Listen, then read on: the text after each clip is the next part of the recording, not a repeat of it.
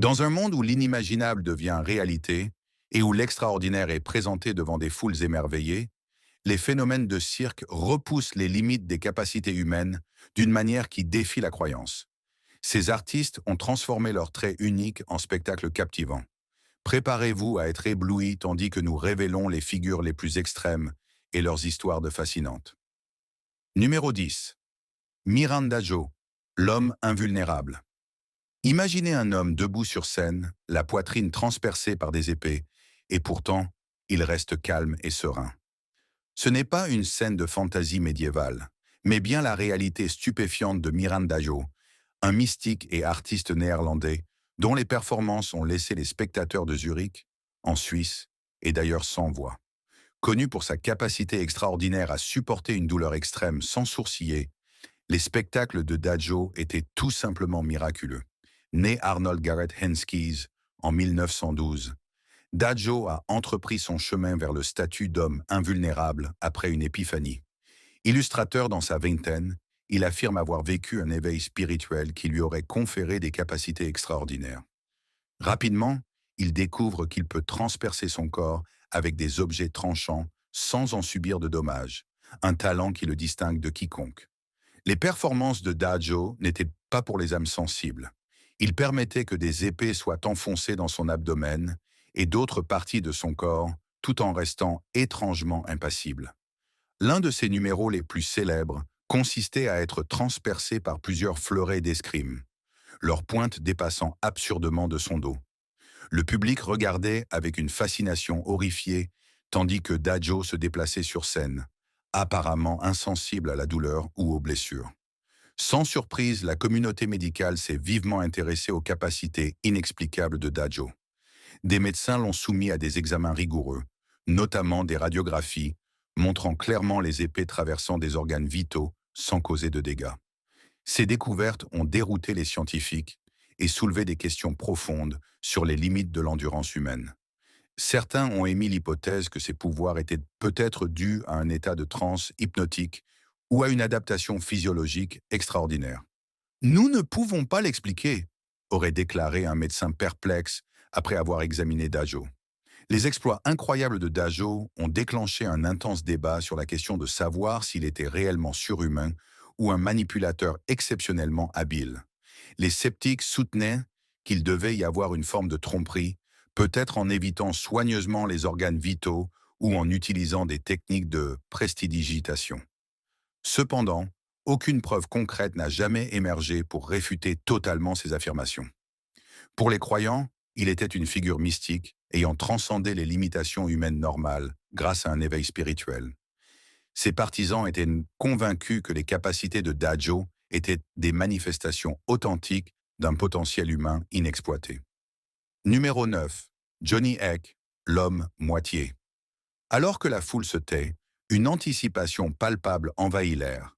Soudain, une personne surgit, captivant l'attention de tous par une présence et un charisme indéniables. Voici Johnny Eck, une figure fascinante du monde du spectacle.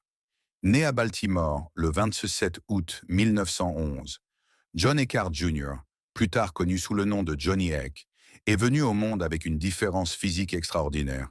Johnny est né sans la moitié inférieure de son corps, ce qui lui a valu son surnom emblématique, l'homme moitié. Cependant, ce n'était pas seulement sa condition physique qui le distinguait, mais son esprit remarquable et son talent inégalé. Grandir avec une différence physique aussi visible aurait pu être une source de lutte immense pour quiconque. Pour Johnny Eck, ce fut à la fois un défi et une opportunité. Dès son jeune âge, il montra des capacités acrobatiques remarquables qui défiaient toutes les attentes. Il n'a pas seulement accepté son unicité, il l'a embrassée pleinement et a trouvé des moyens créatifs de mettre en valeur ses talents. L'art de la performance est devenu le sanctuaire de Johnny, une scène où il pouvait briller sans être entravé par les préjugés de la société. Ses numéros ne consistaient pas simplement à exhiber ses différences, mais à démontrer une force, une agilité et une grâce incroyables qui laissèrent les spectateurs ébahis. À chaque performance, il transformait des limitations potentielles en exploits impressionnants de dextérité et de charme. Le parcours de Johnny l'a conduit au légendaire cirque de P.T. Barnum, un lieu où il a laissé une empreinte indélébile. Imaginez les moments palpitants sur scène, alors que Johnny exécutait des acrobaties stupéfiantes, défiant la logique. Pourtant, derrière ces performances, éblouissantes se cachèrent des luttes personnelles et des moments de vulnérabilité souvent dissimulés au public. Dans le monde du cirque, Johnny trouva à la fois camaraderie et défi. La vie d'un artiste de foire pouvait être éprouvante et exigeante. Pourtant, elle lui offrit une plateforme pour se connecter avec des publics du monde entier. Les anecdotes de ses collègues dépeignent un homme non seulement incroyablement talentueux, mais aussi profondément résilient, une véritable preuve de l'endurance humaine. La renommée de Johnny Eck ne se limita pas au chapiteau de cirque. Hollywood s'intéressa également à lui. En 1932, le film iconique de Todd Browning, Freaks, présenta Johnny dans un rôle qui grava à jamais son nom dans l'histoire du cinéma. Jouant son propre rôle au sein d'un groupe unique de performeurs de foire, le personnage de Johnny mettait en avant ses capacités extraordinaires, ainsi que les dures réalités auxquelles étaient confrontés ceux considérés comme différents. Ce film eut un impact profond sur la carrière de Johnny. D'une part, il célébrait ses talents et lui apportait une reconnaissance plus large. D'autre part, il mettait également en lumière la marginalisation sociale, un thème exploré en profondeur dans les discussions entourant Freaks de Todd Browning. Numéro 8. Pascal Pignon, le Mexicain à deux têtes. Pascal Pignon, né au Mexique vers 1889, était une figure fascinante du monde du cirque. Il était célèbre sous le nom de Mexicain à deux têtes, un titre qui fit de lui l'une des attractions les plus discutées de son époque. La célébrité de Pignon provenait de sa prétendue deuxième tête, qui trônait au-dessus de la sienne. Les foules se pressaient pour observer ce phénomène étrange, poussées par leur curiosité pour l'extraordinaire et l'apparemment impossible. Mais voici ce qui est intrigant. Cette tête supplémentaire n'était pas ce qu'elle semblait être. La vérité derrière la deuxième tête de Pignon est une histoire remplie d'intrigues et de ruses habiles. Cette deuxième tête n'était pas une partie naturelle de son corps. En réalité, c'était une supercherie élaborée par ses employeurs du cirque pour attirer les foules et générer des revenus. La tête supplémentaire était apparemment fabriquée en cire ou en caoutchouc, habilement fixée au cuir chevelu de Pignon avec un adhésif. Cette fabrication astucieuse permettait aux promoteurs de cirque de le présenter comme une merveille médicale, capitalisant sur la fascination du public pour le déformé et l'extraordinaire.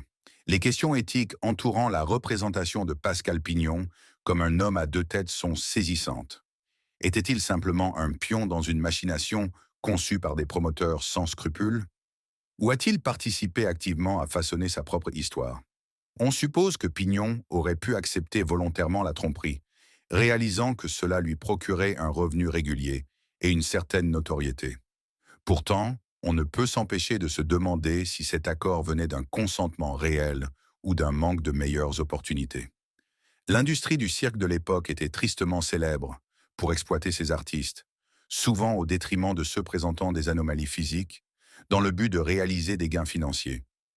Que s'est-il passé pour Pascal Pignon après son heure de gloire? Vivre avec l'héritage d'être connu comme le Mexicain à deux têtes n'a pas dû être facile.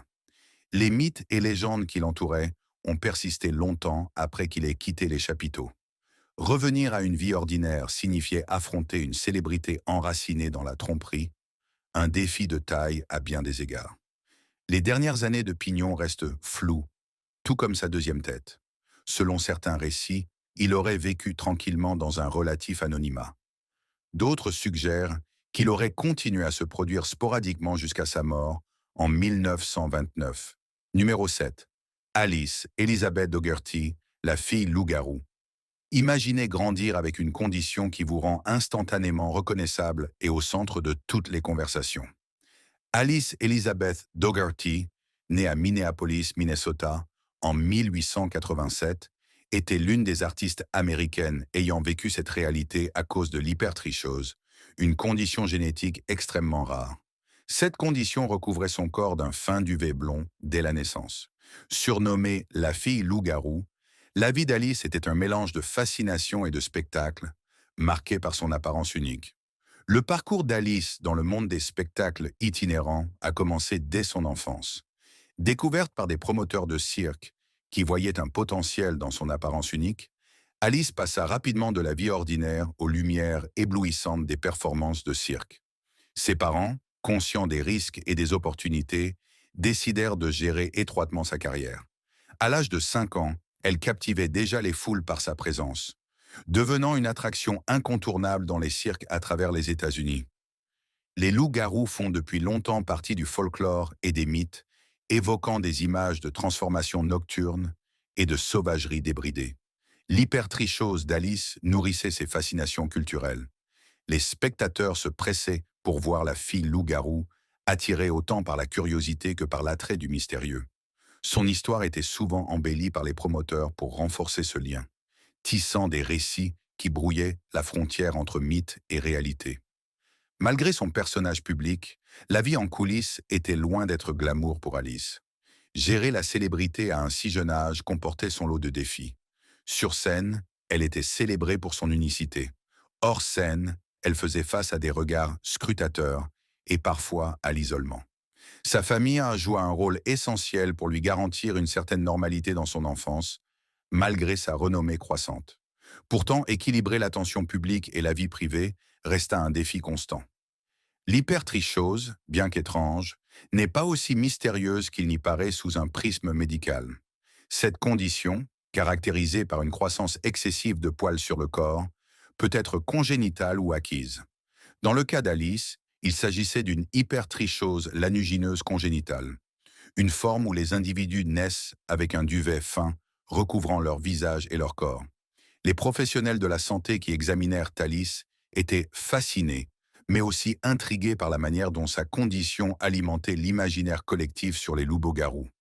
Séparer les faits de la fiction était crucial à mesure que les explications scientifiques s'opposaient aux récits sensationnalistes créés pour le divertissement.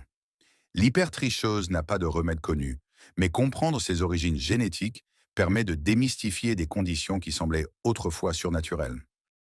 Numéro 6. Martin Laurel, l'homme chouette. Imaginez un homme capable de tourner sa tête complètement à l'envers, presque comme une chouette.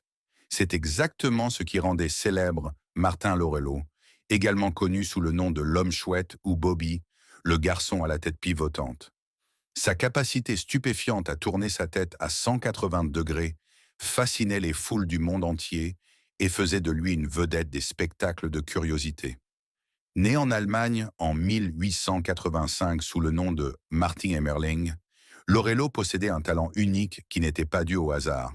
Il s'était entraîné pendant des années pour réussir cet exploit. Une prouesse qui nécessitait de disloquer certaines vertèbres pour atteindre cette flexibilité impressionnante. Selon certaines sources, il aurait pu naître avec une colonne vertébrale légèrement incurvée, ce qui aurait rendu cet exploit possible. Lorello ne s'est pas arrêté là. Pendant 3 ans, il a perfectionné cette performance jusqu'à pouvoir tourner sa tête à 180 degrés, exactement comme une chouette surveillant son environnement. Le talent incroyable de Lorello lui a valu une place parmi les numéros de cirque et de spectacles de curiosité les plus célèbres de son époque. Il a voyagé avec Ripley's Believe It or Not, les frères Ringling et le cirque Barnum and Bailey, captivant les foules partout où il allait. Dans les années 1930, ses prestations dans les auditoriums Ripley's Believe It or Not attiraient une immense foule, tous impatients de voir l'homme chouette en action. Vêtu de sa chemise blanche emblématique, il montait sur scène avec assurance, tournait le dos à l'audience, puis pivotait lentement sa tête pour faire face au public, sans bouger son corps. Le silence stupéfait se transformait rapidement en applaudissements lorsque les spectateurs réalisaient ce qu'ils venaient de voir. Cependant, la vie de Martin ne se résumait pas à ses performances impressionnantes et aux ovations. Sa vie personnelle connaissait également des rebondissements, à l'image de son célèbre numéro. Marié 2 fois et père de 3 fils, il n'échappa pas aux controverses.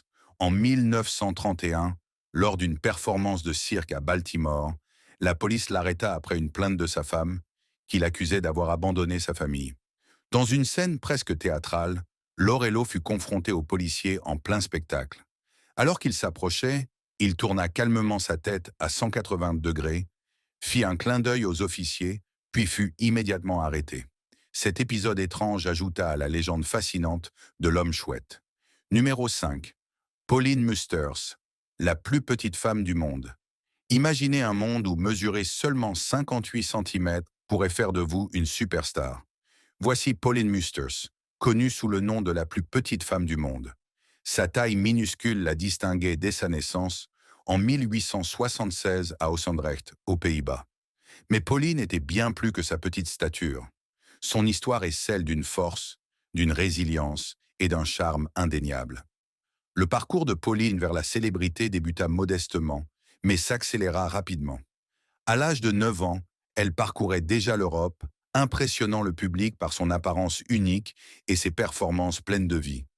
Le monde du cirque remarqua rapidement son talent. Et bientôt, elle se produisit non seulement en Europe, mais aussi de l'autre côté de l'Atlantique, en Amérique. Ses numéros incluaient souvent des danses et des acrobaties qui mettaient en valeur son agilité et sa grâce, malgré sa petite taille. Les journaux la surnommèrent Princesse Pauline, et elle devint presque instantanément une célébrité. La vie sous le chapiteau n'était cependant pas toujours faite de paillettes et de glamour pour Pauline. Être constamment sous les projecteurs s'accompagnait de défis particuliers. Imaginez devoir évoluer dans un monde conçu pour des personnes littéralement 2 fois plus grandes qu'elle, ou plus. Des tâches simples comme trouver des vêtements à sa taille, ou faire face au regard constant d'un public qui la considérait comme une curiosité vivante, constituaient des obstacles au quotidien. Chaque représentation signifiait se mettre en scène pour divertir les autres, une réalité à la fois exaltante et épuisante. Pauline Musters était bien plus que la plus petite femme du monde. Elle avait une personnalité incroyable, qui laissait une impression durable sur ceux qui la rencontraient. Décrite comme vive et pleine de vie, elle conquérait les cœurs par sa gentillesse et son sens de l'humour. Ses talents allaient au-delà des numéros de cirque. Elle était également douée en couture et aimait chanter. Pauline rêvait d'être reconnue non seulement pour ses caractéristiques physiques, mais aussi pour sa personnalité et ses aspirations. Elle souhaitait vivre dans un monde où les gens regarderaient au-delà de sa taille pour apprécier la profondeur de son caractère. Numéro 4. Myrtle Corbin, la fille aux 4 jambes. Avez-vous déjà entendu parler de quelqu'un avec non pas 2, mais 4 jambes? Voici Myrtle Corbin, une artiste qui a émerveillé et intrigué le public. Née en 1868 avec une condition rare appelée dipagus, Myrtle avait 2 bassins distincts, chacun doté de ses propres jambes. Cette particularité unique l'a rapidement rendue célèbre dans le monde du spectacle. Imaginez-vous dans un chapiteau de cirque bondé, voyant une jeune fille à 4 jambes monter sur scène. C'était une vision incroyable pour beaucoup à l'époque. Le numéro de Myrtle n'était pas une simple performance, mais un spectacle qui suscitait admiration et étonnement. En tant que membre du cirque Ringling Bros, elle parcourut les États-Unis, exhibant son anatomie extraordinaire devant des foules fascinées. Ces spectacles incluaient souvent des actes simples mais captivants, comme danser ou marcher, permettant au public de s'émerveiller devant ses membres supplémentaires. Cette caractéristique inhabituelle fit d'elle une vedette instantanée, mais elle souleva aussi de nombreuses questions et incompréhensions au sujet de sa condition. Cependant, la vie de Myrtle ne se résumait pas à ses performances. En dehors de la scène, elle vivait une vie relativement normale malgré son corps atypique. À 19 ans, elle épousa un médecin nommé James Bicknell et eut 5 enfants. Oui, 5. Sa capacité à mener une vie de famille normale malgré sa condition est véritablement inspirante. Contrairement à ce que certains pouvaient penser, les jambes supplémentaires de Myrtle ne l'empêchèrent pas d'avoir des enfants. En fait, elle accoucha par ses 2 bassins, un phénomène médical qui attira l'attention des scientifiques et du grand public. Les gens étaient naturellement curieux de savoir comment Myrtle accomplissait ses tâches quotidiennes avec 4 jambes. Des questions comme « Comment marche-t-elle » ou « Est-ce que ces 4 jambes fonctionnent » étaient courantes. Bien qu'une seule paire de jambes soit assez forte pour marcher, ce mélange d'émerveillement et de méconnaissance engendra divers mythes sur son mode de vie et ses capacités. Certains pensaient qu'elle avait des pouvoirs magiques, tandis que d'autres croyaient que ses membres supplémentaires étaient faux ou purement décoratifs. Les caractéristiques physiques extraordinaires de Myrtle attirèrent une attention considérable, mais elle vécut une vie relativement longue pour son époque, s'éteignant à 59 ans. Numéro 3. Félix, l'homme élastique. Imaginez un homme capable d'étirer sa peau comme des élastiques, de contorsionner son corps de façon inimaginable et de laisser les spectateurs bouche bée. Voici Félix, célèbre sous le nom de l'homme élastique. Originaire d'une petite ville, Félix découvrit tôt dans sa vie son incroyable capacité. Son élasticité extraordinaire n'était pas qu'un simple tour de fête, mais un passeport vers la célébrité dans le monde des spectacles de curiosité. Félix, né dans le Wisconsin en 1858, fascinait les foules avec son élasticité remarquable.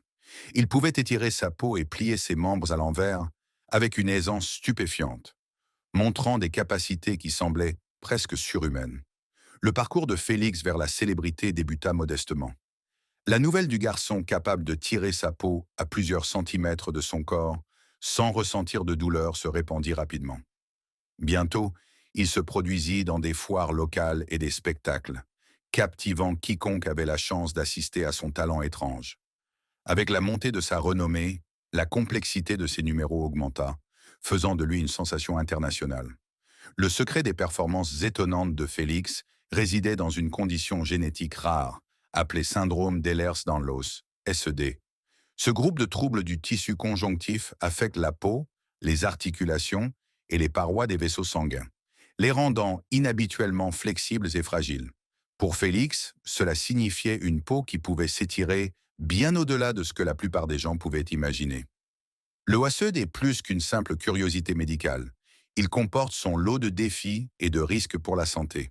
Les luxations articulaires sont courantes, les ecchymoses apparaissent facilement et les plaies se mettent plus de temps à guérir. Cependant, ces inconvénients étaient éclipsés par les opportunités incroyables que sa condition lui offrait dans le monde du spectacle. Curieusement, le SED est souvent associé à l'hypermobilité, caractérisée par des articulations qui peuvent se déplacer au-delà de leur amplitude normale. Cet aspect du SED offrait à Félix encore plus de flexibilité et de contrôle sur son corps.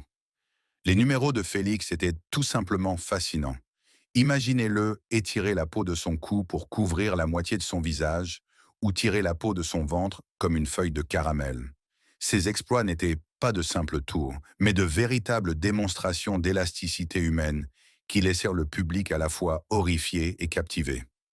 Certains de ses numéros les plus populaires voyaient Félix attraper des plis de peau le long de son torse et les étirer pour imiter le soufflet d'un accordéon. Il pliait ses bras et jambes d'une manière qui semblait défier l'anatomie humaine. Souvent, il collaborait avec d'autres artistes, tordant et pliant son corps en forme complexe, qui semblait défier les lois naturelles. Les spectateurs ne se lassaient pas de l'homme élastique, que ce soit par curiosité morbide ou par admiration sincère pour sa résilience et son talent. Félix offrait toujours un spectacle inoubliable. Numéro 2. Prince Randian, le serpent humain. Prince Randian, une figure inoubliable dans le monde des artistes extraordinaires, est né en Guyane britannique en 1871. Contrairement à la plupart des gens, il est venu au monde sans bras ni jambes, une condition appelée syndrome de Tetra Amelia. Malgré ses limitations physiques, l'esprit indomptable de Prince Randian l'a propulsé à devenir l'un des artistes de cirque les plus remarquables de l'histoire, connu sous divers surnoms tels que le serpent humain, la chenille humaine ou simplement l'homme coussin. Son numéro était l'un des spectacles les plus fascinants et stupéfiants de son époque. Il est difficile d'imaginer accomplir les tâches quotidiennes sans membres. Mais Prince Randian a défié toutes les probabilités en maîtrisant de nombreuses activités qui laissaient le public bouche bée. À 18 ans, il a été emmené aux États-Unis par le légendaire P.T. Barnum, où il est rapidement devenu une vedette du circuit des spectacles itinérants, se produisant à Coney Island et dans divers cirques pendant plus de 40 ans. Ce qui rendait son numéro si inoubliable était sa capacité extraordinaire à accomplir des tâches quotidiennes sans utiliser ses bras ou ses jambes. Son tour le plus célèbre consistait à rouler et allumer une cigarette uniquement avec ses lèvres, une démonstration extraordinaire de dextérité et de persévérance. Il peignait, écrivait et même se rasait en utilisant des outils qu'il tenait avec ses lèvres. Lorsqu'il se produisait, Randian portait un vêtement en laine serrée qui lui donnait l'apparence d'un serpent ou d'une chenille lorsqu'il se déplaçait sur scène en ondulant ses hanches et ses épaules. L'héritage de Prince Randian a été immortalisé lorsqu'il est apparu dans le film emblématique de Todd Browning, Freaks 3332, connu pour sa représentation de personnes ayant des conditions physiques uniques.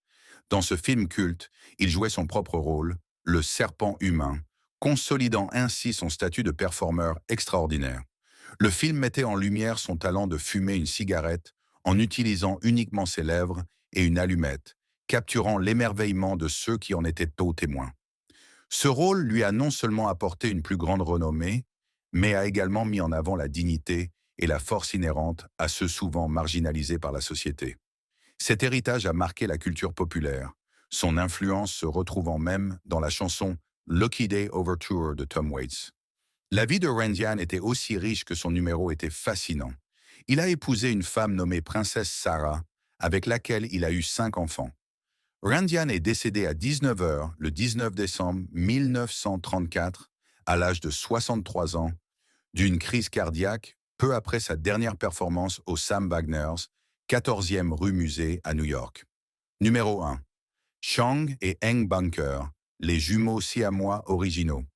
Chang et Eng Bunker, nés en 1811 dans ce qui est aujourd'hui la Thaïlande, furent les premiers jumeaux siamois à attirer l'attention mondiale.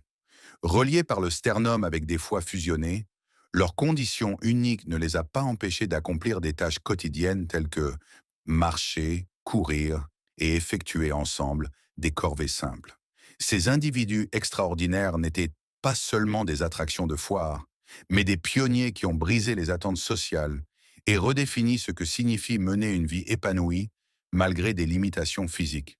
Leur voyage d'un petit village de Siam, actuelle Thaïlande, aux rues animées de l'Amérique est tout simplement fascinant. Découverts par un marchand britannique, les jumeaux sont arrivés aux États-Unis au début du 19e siècle. Ils attiraient initialement les foules comme curiosité, mais leur charisme et leurs conditions uniques les ont rapidement transformés en véritables vedettes de cirque. Leur première performance consistait en des expositions simples où le public payait simplement pour les observer. À mesure que leur renommée grandissait, leurs numéros devenaient plus élaborés, incluant des exploits de force et d'agilité, captivant les spectateurs du monde entier. Ce qui distingue véritablement Chang et Eng, c'est leur capacité à mener une vie normale en dehors des projecteurs. Contrairement à de nombreux artistes de leur époque, ils n'ont pas été éternellement confinés au rôle d'attraction. Au contraire, ils ont pris en main leur destin de manière extraordinaire. Mariage? Oui, absolument. Chang et Eng ont tous deux épousé les sœurs Adelaide et Sarah Yates en 1843. Chaque couple avait sa propre maison et ils alternaient entre elles tous les 3 jours. Ensemble, Chang et Eng ont eu 21 enfants, prouvant que leurs conditions physiques n'entravaient pas leur capacité à fonder une famille. Leur condition unique a également suscité un grand intérêt au sein de la communauté médicale. Leur vie a offert une occasion rare d'études scientifiques à une époque où les connaissances médicales sur les jumeaux siamois étaient limitées. Tout au long de leur vie, divers médecins les ont examinés et documenté leurs découvertes avec soin.